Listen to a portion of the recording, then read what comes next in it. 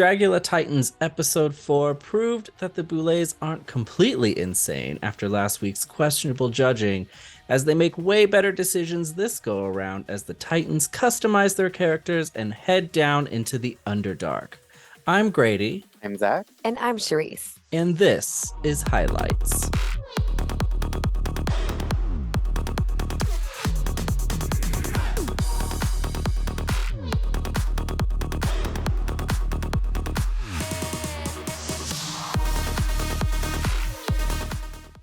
Episode 4 was titled Dungeons and Drag Queens 2 Into the Underdark.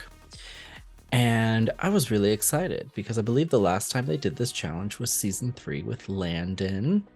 And I remember how much fun that was to watch for several reasons, because it was really awkward for most of them to do, because some of them are just not only bad at acting, but know nothing about Dungeons and Dragons. Not that I do.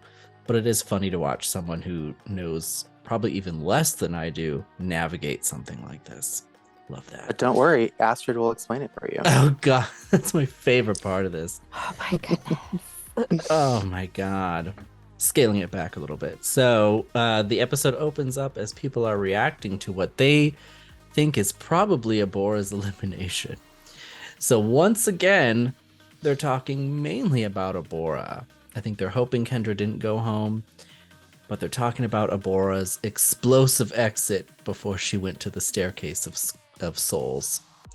And they're talking about her ego, all of this stuff. Everybody seems to have had it with Abora. And now Hoso thinks that the energy is toxic. Not before, but now It's gotten there. Yeah. Eva and Coco are also done with Abora, but they're also not having it with stirring the drama any further. And I appreciate that they, for the most part, wait until said person is at least in the room before totally unloading their opinions. But for the most part, this was just as awkward of a mess as it was the first time they talked about Abora out of the room. I wasn't a fan of them all just like ragging on Abora. And I agree with you. I appreciate what Eva and Coco did by staying silent until she was back. And it seemed like the people who were in Abora's corner the most, Astrid and Hoso, had the most to say about her, which Agreed. Just further underlines that they're both really two-faced. I agree. Seriously, that's part of my notes, is Astrid is a two-faced queen. Like, Melissa keeps talking about these two-faced queens, and there are clearly, she's not wrong, there are a few in the room. Interestingly enough, dead silence as Abora walks into the room.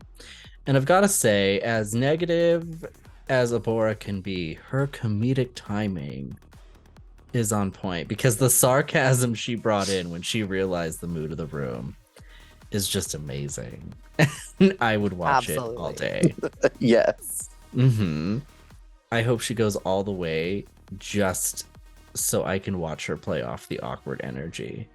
I think it would be great if it was between her and Hoso and she beat Hoso. But if Abora won the whole thing, would she spend all the prize money on trips for Hoso? That's true. Okay, so they get taken to the main stage where challenges are delivered from the great beings known as the Blaze. And they're told that it's, in fact, the Dungeons and Drag Queens Challenge, which means that they are going to the Renaissance Village to model looks and act out an adventure story in their new Underdark maze. We find out that there are 2 scripts. One is a regular quest script, which is, for the most part, a pretty straightforward, normal, easy script. And the other is a curse script, which is more challenging, awful, and sometimes just straight up backwards. And that is fun. And once again, they're pretty straight up. The scripts are not created equal. This challenge is designed to create drama and make everybody uncomfortable. And I love that they're straight up like that. The teams were picked to be unfair. Yes, absolutely. And character types are randomly assigned. So Abora gets to be a dark elf druid. Astrid is a human bard Erica is a gnome rogue. Ava Destruction is a human paladin. Hoso Teratoma is a dark elf ranger. Coco Kane was an elf barbarian.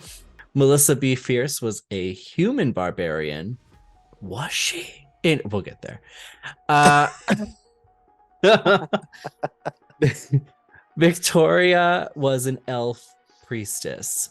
Their fright feat, though, to decide scripts is Tug of Gore, where they go to a park where someone's dug a giant hole, filled it with gore, and then they fight over it. The battle is not long. No. During the Tug of Gore competition. Very anticlimactic.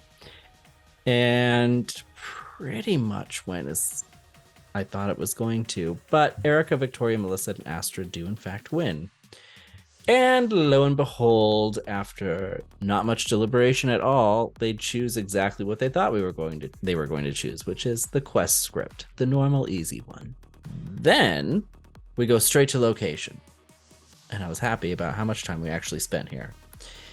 It's nice to see them out of the boudoir for a while, which is something that Dragula, I think, didn't do quite as much this last go around, was do field trips. And I missed that. Where Dragula, yeah, right? And that's something we don't get with Drag Race. It's a change of scenery. Most of these people don't know, one, anything about acting, and two, anything about D&D. But there are two people in particular who can help with both these areas. The first one is Astrid Aurelia, who goes on one of her famous rants about Dungeons and Dragons, which had to have been one of the worst rants of all. Not because, no offense to the game, but do you want to hear someone like Astrid explain it? Absolutely not. So Astrid said her dream was like a 10-year-long campaign. I couldn't handle her 10-minute explanation on anything. Like, I cackled so hard and loud by the time that she started explaining it to the producers and stuff. I literally didn't hear a word she said. And when I rewatched this episode today, it took everything that I had not to fast forward that. And they did it for me. She was telling everybody. She was talking to the trees. She was talking to the sticks, to the squirrels, telling Clearly, everybody she could.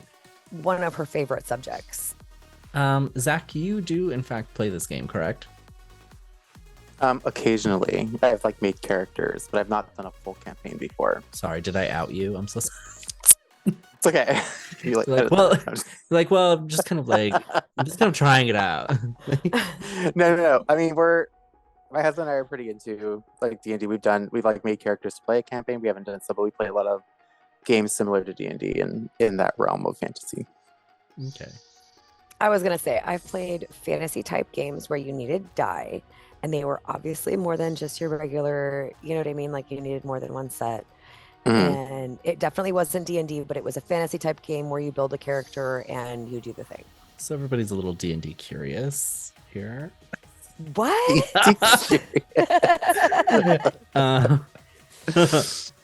I've only played once, and someone played for me.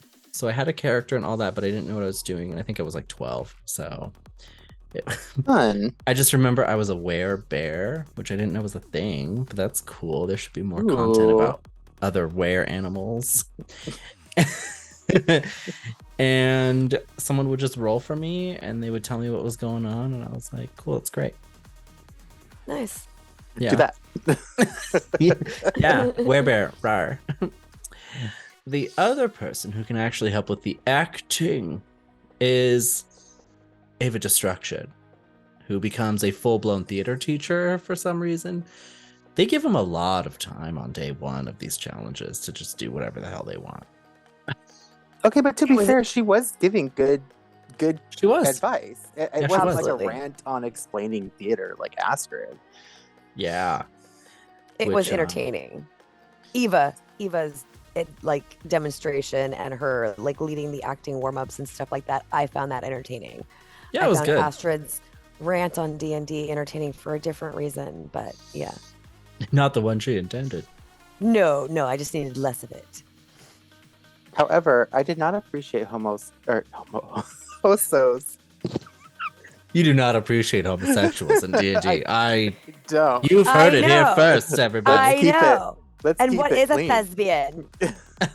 Yes, as a thespian and theater gay, I did not appreciate Hoso's comment about thespians and theater gays. Which I have to say was the most forced joke I've ever heard. Like, she knows what a thespian is. Right.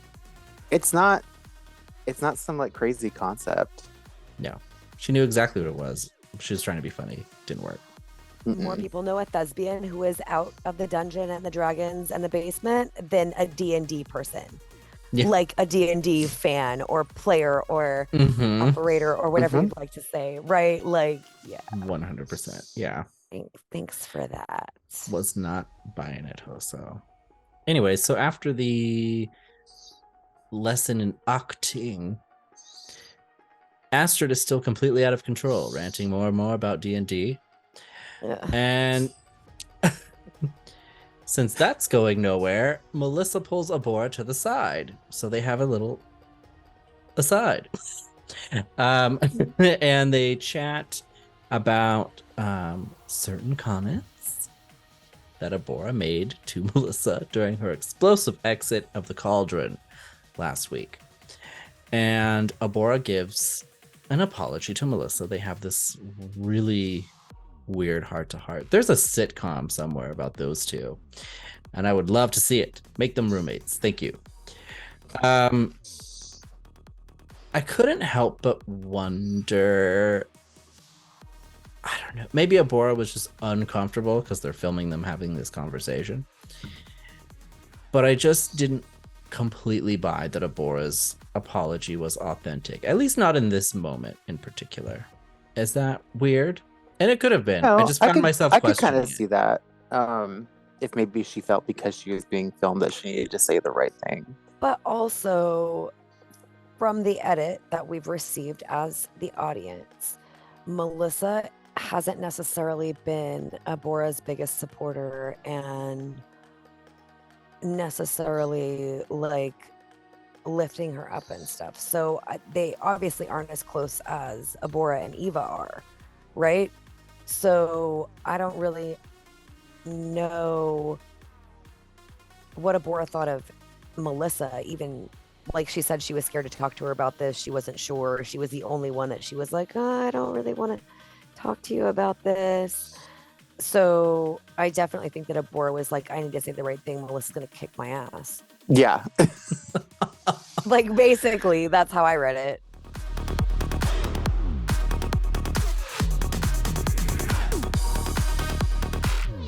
The floor show. Let's get into this. First things first. The Boulet's looks. Thoughts. I don't want to go first. Well, first of all, I couldn't find any of the pieces of their outfits on Amazon. So kudos to them for not mail ordering any of their outfits this time. As far as I could tell, I did do quite an extensive search while we were watching on Amazon for like the claws, the headdress and stuff. Couldn't find them. So kudos to you, Blaze. But I have definitely seen this headdress before, and they definitely wore a dress similar to that was slit all the way up, like a super, super high thigh slit. And I feel like they just used that same dress, threw a piece of tulle or gauze over the top of it, and called it a day. Like almost the exact replica outfit. I almost wish they would actually participate in the challenge with the contestants a little bit, or do a really elevated theme that goes with what the challenge was, because they're a little closer to the contestants than, you know, the host of that other program. You know, so maybe that I don't know, maybe there'd be some camaraderie in that. It would be cool to see their take on it. So they did wear this outfit in white, something similar. Season 1 for the reunion. I did research on this. I'm so proud of myself. I just didn't have time. Yeah. So it was season 1. I will say, comparatively, this is way more elevated than that was. Looking back at all their looks, I was like, whoa, like the growth that they've had in terms of their look and their vibe. I was like, it's easy to forget, I guess, or not notice, but they've grown a lot. Our guest judges are returning judge Misha Overich. I probably butchered that last name. Who I have to say I don't remember. And Eric Grays. These were not my favorite guest judges. They were fine, and they took it very seriously, which I appreciate. But I don't know, they're just not as fun as people like Bonnie Aarons and Alaska. Yeah, I did, however, love Right. Misha's makeup. Yeah, that was pretty fierce. I was like, okay, work. Okay, so first we get floor shows of other looks. So let's start there with all of their looks. First up, Erica Clash, where my notes just say no, please, no. Oh, good. Mine just said no. Oh, I just wrote eh. All right, great. Yeah. Next was Aurora, and no, it was good.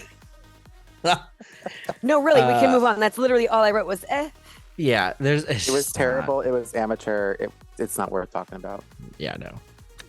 Jesus. Okay. It was Wow. It was my first time ever putting on prosthetics and trying to go to Comic-Con. Mhm. I mean, I had a list of reasons why I did like it, but I guess we'll move on. Just kidding. Lies. Next was Abora, and at first glance, I was like, I like it, maybe. I couldn't really tell for sure. I think I fell more in love with it as we went along. But this wasn't the best, but I was like, oh, this is all right. I liked it the most during the actual acting challenge. Yeah. Mhm. Yeah. Not so much during the floor show, but seeing the characterization and hearing the voice that she Yes. gave it, I thought Yes. it really, really worked. That was a fully realized character. Yes. Yes, loved her shoes. I love the way that she paints her teeth and really just gets into the whole thing. Mm-hmm. I really like this look. It was strong. Yeah, it's really good. Victoria Black. I thought this was a really good look. I thought this was beautiful. And now knowing that it was she was an elf priestess, like it totally fit for me. Mm-hmm. Yeah, I thought she looked great. She did. It reminded me of Pretty Vicky from the other acting challenge that they did on her season 2, when they all had to be scream queens. Like she definitely had like Pretty Vicky face. That's like, right. makeup and stuff. Yeah. She She's definitely just- looked the part. She's so versatile this season. I mean, she always kind of has Yeah. been, but this is the first time I think I've seen her go like in wildly different directions and Yeah, do the them all pendulum really swings well. the complete other side. This was Mhm. so soft and delicate compared to last week. Next was Astrid, who I liked the outfit more when she was away from all the places that they had her performing on. If that makes sense. Yeah, so I like kind the of opposite hated of her floor Abora. show. Yeah. Yeah. When she was running around like on the pieces of the ship and like whatever she's doing, I was like, oh, this is a pirate. Like this is Yeah. she's a pirate. Yeah, it definitely gave more pirate than bard to me. Yeah. Unless she was holding the loot. Right. Right. The Okay. other thing that this runway left me wondering was, who is Astrid as a character, as a drag character? Like, I feel like everything that she gives us each week is different. So, like, I can pinpoint who Eva Destruction is, but I can't necessarily pinpoint Astrid's drag. Is that just me being Astrid? a dick? No, I think Astrid really is a cosplay artist. Yes. I'm sorry I shouted. No, it's okay. It was appropriate.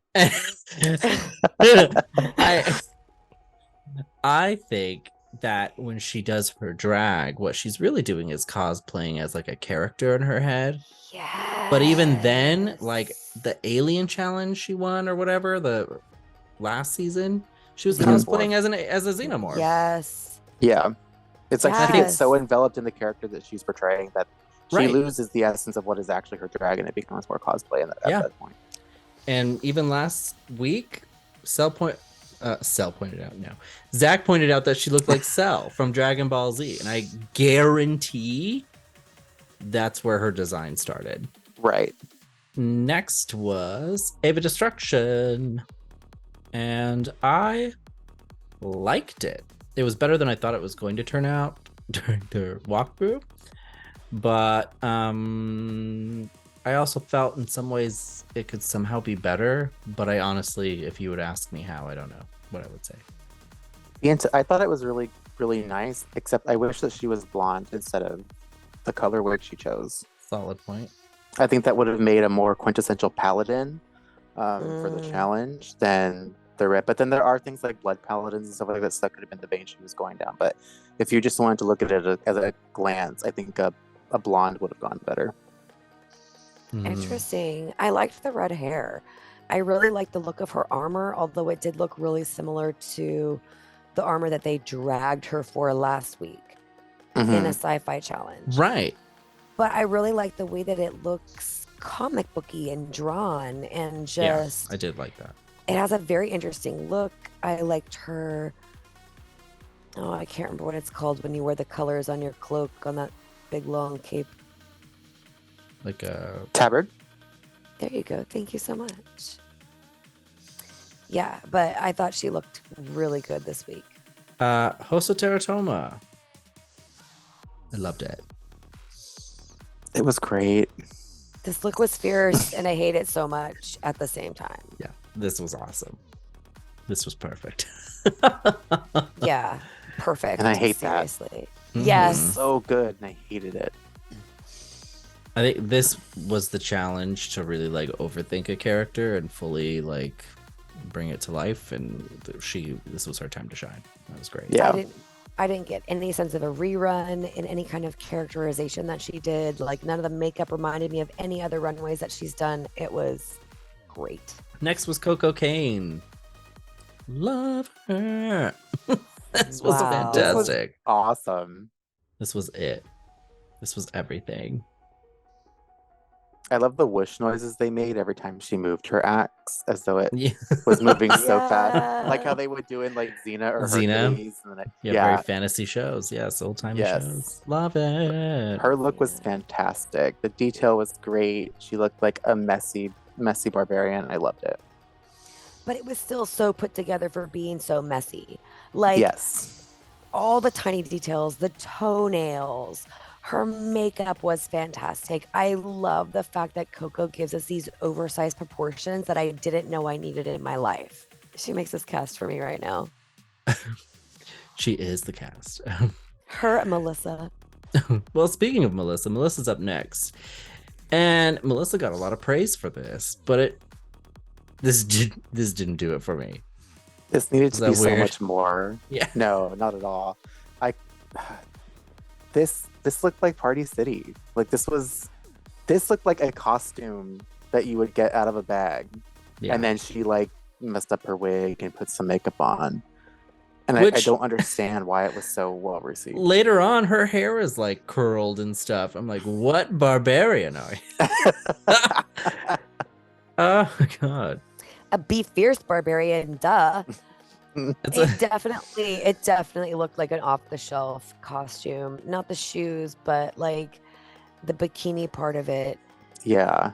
I got a little bit of Barbarella, like when she was moving around and stuff. Like there was a little bit of barbarian to it, and it was an okay look. But I need way more sparkle from Melissa Be Fierce. Like she could shut a rhinestone down. Like what happened? It just read it more like a random Amazon warrior. I don't know. To me, that's different than a barbarian. You know what I mean? Yeah. Moving on. So acting. That's where things get interesting for me. So we open with the quest group. Regular script. Easy peasy. Lemon squeezy. My notes just say, are they actors though? So out of the four of them, Melissa did the best acting, if that's what we're gonna call it. See, You when think we watched, so? when we watched Astrid was it- being Astrid. Okay. Victoria was terrible. Line. And Erica was really bad. Like just out of that Erica four, was bad. just Yeah. out of that four, Melissa did the best. See, when we watched it initially, though, because we didn't have the line part and all of that, I initially thought Astrid and Victoria were the best because we agree. didn't see that. We didn't see all that other bit that they then showed us when they were critiquing them, which kind of irritates me. I wish they would show all of that prior to, because then it makes the judging seem really weird. But then once we saw the behind the scenes part where Victoria didn't know her lines and all that, then I still probably wouldn't have said Melissa was the best. I didn't think she was terrible, and Erica was definitely the worst. There's it was just some of the delivery of Melissa's lines where it's like, I didn't believe she was a real person. Mm-hmm. I'll give you that. But Victoria definitely gave every single line with the exact same emotion. Yeah. Astrid was shouting the entire time. There were no ups and downs to her like sense of urgency or whatever. Melissa gave that to me. And like for me, she was the only one in the group that gave any kind of like sense of urgency, calm back down. Make it, Yeah. you know, Like a and, decent like, range. Yes, a Okay. decent range. I'll give you that. Yeah. Either way, I knew immediately, I was like, this is probably going to be the roughest of the groups. And Yeah. I really hoped so, because I was like, if it gets rougher than this, whoa. Yeah. You know, and also what a shame for Erica, because like a gnome you can really like play up and maybe even work into that like that Yeah. cutesy bit that she does a lot in her drag. Like she really could have made that character real, and I feel like for whatever reason it was flatlined the entire time from the look to the performance. Moving on to the curse group. Loved every bit of this. Whatever show this is, I want to Yes. watch it. Over and over. This was great. Yeah, this was Abora. great. If I needed more evidence that Abora is just Rumpelstiltskin in disguise, like this Yeah. was it. Yes. This was everything. Like this was made for Abora. Yeah. Loved that so much. Rumpelstiltskin was a dark elf druid. Yeah. And Coco, I think she's an actress. I think so too. Yes. She was serving She So was good. so good. all the Yes. Oscars. She was And Hoso so wasn't good. bad. No, she wasn't. She was definitely in character. Unfortunately, like they were all very strong, and I really loved this skit. But I think maybe Evo is probably the lowest of those top four for me, I agree. I would have just to because agree she wasn't too. quite as rememberable. But this Yeah. group was so strong. Hmm. It was great. I enjoyed it. It was such a blast to watch. Even the part where they spoke backwards, like to sell that. Perfect. Coco doing that was awesome. Yeah, That's hilarious. Amazing, amazing. It was stuff. great. We get some behind the scenes stuff where Eva's had a very hard, she's having a hard time. And not only that, but Astrid was apparently very difficult on set. It's our D&D teacher and the acting teacher just lost their minds. So Eva melting down was surprising. Astrid was not.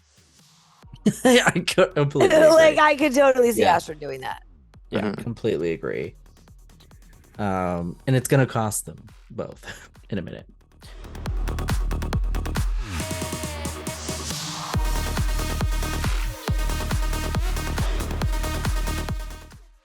The Belays make their judging choices, deliberate, they get critiques. For the most part, aside from the couple we've already talked about as we went along, I agreed with mostly everything they said, except for things like Melissa and a couple things here and there. People who placed high. So the teams were first initially split up according to their team, highs and lows. Highs were Abora, Eva, Hoso, and Coco, which meant our lows were Erica, Melissa, Victoria, and Astrid. So that's how they're divided initially. So Eva and Abora are safe. The bottom two end up being Victoria and Erica. In terms of the tops, top two is between Hoso and Coco, and I really thought this was going to go either way. And I was bracing myself for it being Hoso. But I was so delighted that it was Coco. Yes. Overjoyed for Coco to win this challenge. Yes. Overjoyed. So happy for her. Love it. I don't know if she'll keep up this momentum. Her personality is great. It's just her looks and stuff that I think she's admittedly doesn't care about. She likes being a little bit messy. Yes, but this was the perfect challenge to be messy. Yeah, this was great. But if she had spent as much time on the mummy as she did on this, she would have looked amazing. Yeah. Yes. I agree. Absolutely. 100%. So I just need She's her got to it in keep her. her. Yeah, I just need her to keep her foot on the gas pedal a little bit. Maybe this win will kind of like add that pep to her step a little bit. So the cauldron isn't really that hot this time, to be honest. For the most part, it's everybody getting ready for Erica to leave. Yeah, it's a little lukewarm. That was the hilarious part. Yeah. Everyone say your goodbyes to Erica. It was like And her if- going away party. I mean, when I'm not here next week. It was like the office break room when it's like someone's last day. Yeah. She also takes it upon herself to make up with Abora in that moment, and she says some very insightful things, which is that a lot of her attitude in general, but especially to Abora, was about her not feeling like she's good enough compared to the other competitors and all of this stuff, which I completely agree. And I think that's why from day one, when she was put in the bottom with Abora, she felt the need to then blame it on Abora and then project all this rage onto Abora when Abora then came back, because then she also has to compete with Abora. So everything made sense when she said this, and I was really glad she said it, to be honest. And I loved too that Victoria didn't even, she was like, oh, I'm not going anywhere. Right. No one week said I'm gonna goodbye be to so much Victoria because everyone and Victoria knew she'll be Yeah, here next week. this is so good. So Victoria and Erica walk up the staircase of souls, a formality, really. And they assume the position. After What? removing any loose garments. Yes, in their shoes. And Erica is, of course, sent back into oblivion. You don't No need shoes in surprise. Oblivion. No, you don't. Mm-mm. Nope.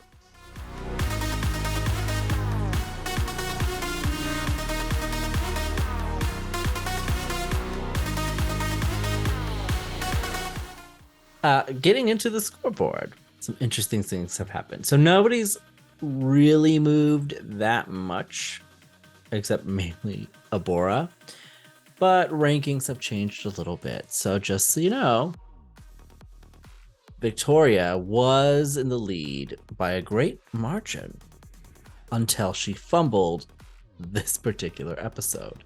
But you know who didn't fumble? Hoso. No. Ava Destruction's in third place. Coco moves above Astrid and takes fourth place, which is Yay, great. Coco. Yeah, great for Coco. You go, Coco. Astrid fumbles down to fifth place. Oops. Woo. Melissa's now in sixth place. Abora, who was initially behind Erica, now overtakes Erica because Erica's dead.